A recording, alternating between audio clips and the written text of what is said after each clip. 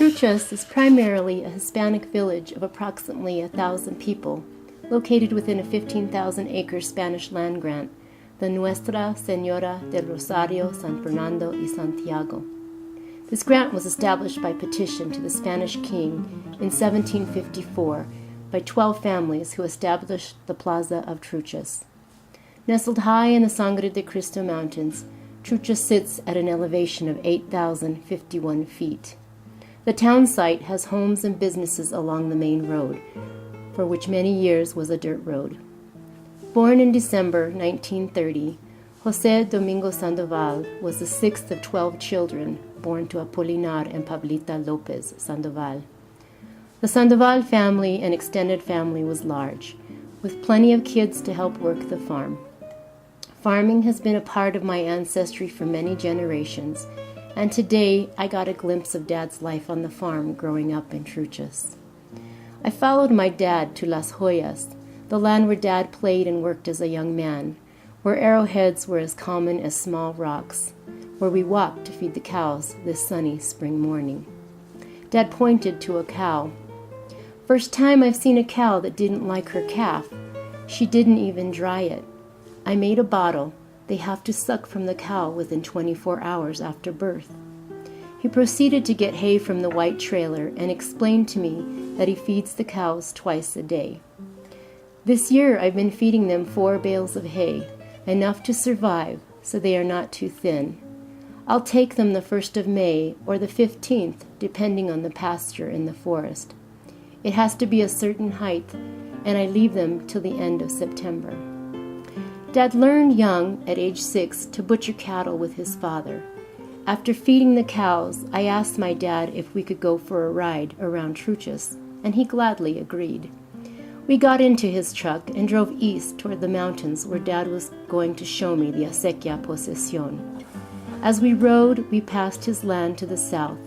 The truck ride on the dirt road was bumpy. We talked about family along the way.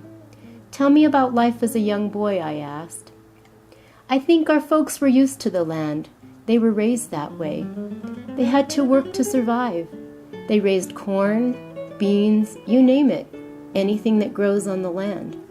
We would start milking the cows in the morning, feed the cows, pigs, chickens, and water them.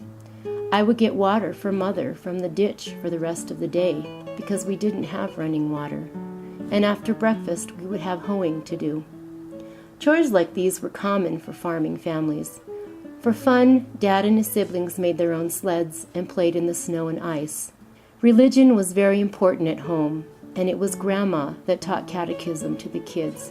She was very strict when it came to religion. School was not far from his house, La Cuestacita, where he attended until 7th grade. After that, he went to 8th grade in another school across the street from the Tafoya's General Store. In 1949, Dad graduated from Santa Cruz High School. Fishing and hunting were a big part of my dad's life. Dad described fishing with his dad on horseback to the Rio Quemado and Rio Medio. "We used to bring hundreds. We would give some to the neighbors," he chuckled. We arrived at the Acequia Posesión and walked the dirt path toward the Compuerta, the head gate of the Acequia. We're about 14 members now. There used to be 32 when I was growing up.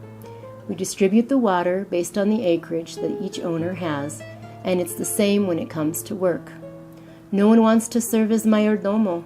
It's a headache, a lot of responsibility, hard work, no pay. My dad is the treasurer of this Acequia and also has the responsibility to let owners know when they will have their water. He has the cycle of watering down to a science. Once you open the water, you let it go until you don't need it. Usually by August, people are cutting and baling their hay, so there's no need for water.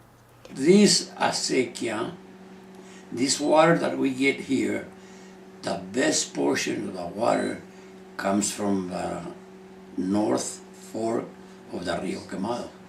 "How has life changed since you were young?" I asked him. "It's changed mostly with few people taking an interest in working the land. It's hard to work the land. The respect that there used to be among people, young people respecting the elders, now has changed totally. Like I was raised, we didn't have anything. We had to work to survive. Poor, yes, in money, but we had plenty to eat.